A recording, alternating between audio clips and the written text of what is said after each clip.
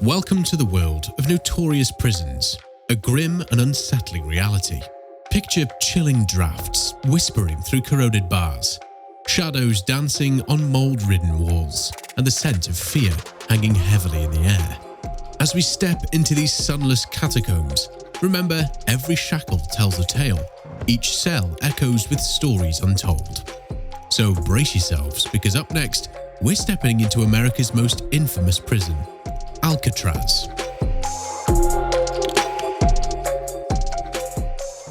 An island shrouded in chilling fog, nestled within the heart of picturesque San Francisco Bay. This isn't a holiday destination. This is Alcatraz, a fortress of solitude meant for those society couldn't reform. From the moment it opened its gates in 1934, Alcatraz was not a place anyone wished to call home. Imagine the echo of iron bars locking behind you, your freedom lost as you step onto the rock. Cold, unforgiving, and austere, Alcatraz was designed to break even the most hardened criminals. Over its 29-year history, it housed around 1,576 inmates, including some of America's most notorious, like Al Capone and Machine Gun Kelly. But what was life like in this island prison? Picturize tiny cells, just 5 by 9 feet, barely enough room to breathe. Hard bunk beds, a tiny sink, and a toilet were all the comforts offered.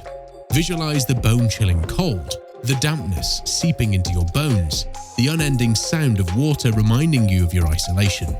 The wind carries the faint laughter from the free world, an agonizing reminder of a life lost. And then there's the silence, a silence so profound, it's deafening. This was everyday life for an inmate in Alcatraz. Alcatraz was built to be escape-proof, and for a long time, it lived up to that reputation.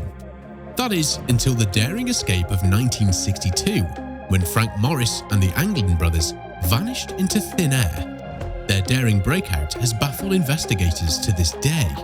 Despite its imposing reputation, Alcatraz couldn't escape its own fate. The high operational costs, alongside the degrading structures, led to its closure in 1963. Today, it stands as a reminder of a bygone era, its walls still echoing the stories of those who once called it home. But as we leave the cold winds of Alcatraz behind, a harsher reality awaits us. Now, we set our sights on a place whose tales are far more terrifying, a place called Devil's Island. Are you ready to venture deeper into the belly of the beast? Travel with me to a place so far removed from civilization, it might as well be on another planet. This is no Paradise Island getaway. Instead, we find ourselves at the notorious Devil's Island in French Guiana, an isolated enclave where France once banished its convicts. Life here was a ceaseless torment. Prisoners lived in makeshift palm leaf huts, their days consumed by grueling labor. Under the merciless tropical sun, amid the unending drone of mosquitoes and the constant shadow of lethal diseases like yellow fever and malaria, survival was a daily battle. Among this sea of desolate souls was Henry Charrier, known as Papillon.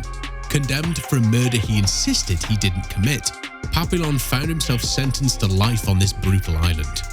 What must it be like to walk in Papillon's shoes, where each tick of the clock is a war against hopelessness? From 1852 to 1946, Devil's Island bore witness to the lives and deaths of over 70,000 prisoners.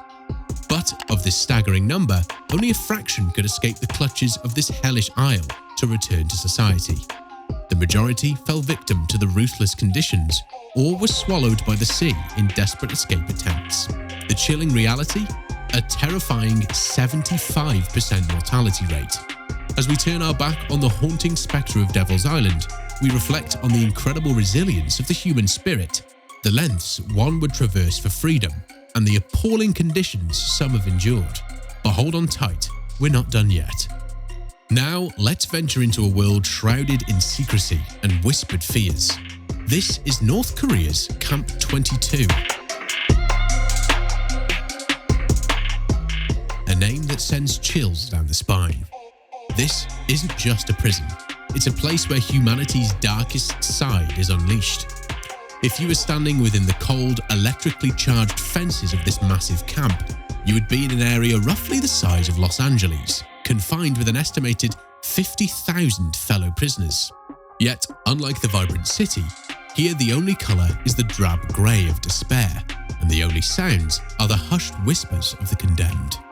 The only glimpse into this nightmarish world is through the eyes of the few who've managed to escape.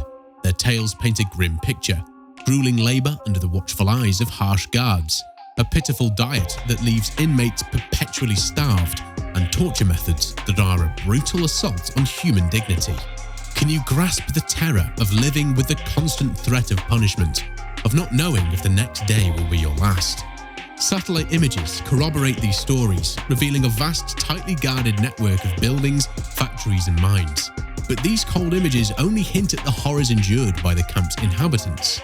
The exact number of lives lost within these fences remains unknown, but estimates put it in the thousands.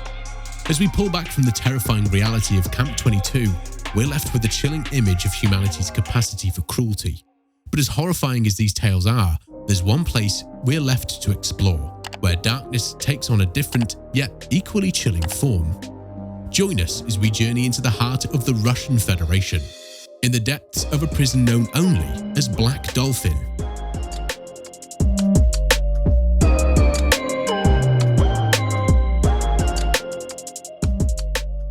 From the secrets of the East, we shift our focus to the chilling expanses of Russia, where the infamous Black Dolphin prison lies. This isn't your ordinary prison.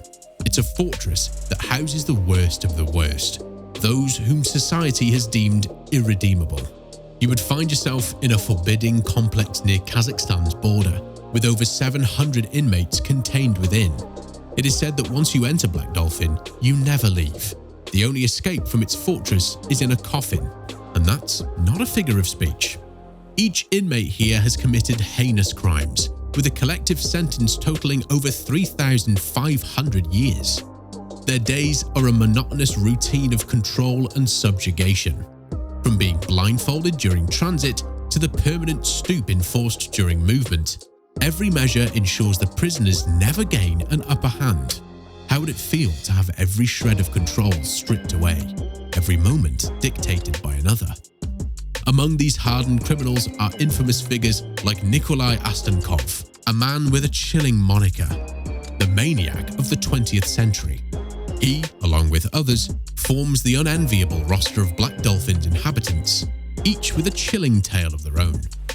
Unlike other prisons we've seen, Black Dolphin isn't just about cruel conditions or harsh treatment. It's about absolute control.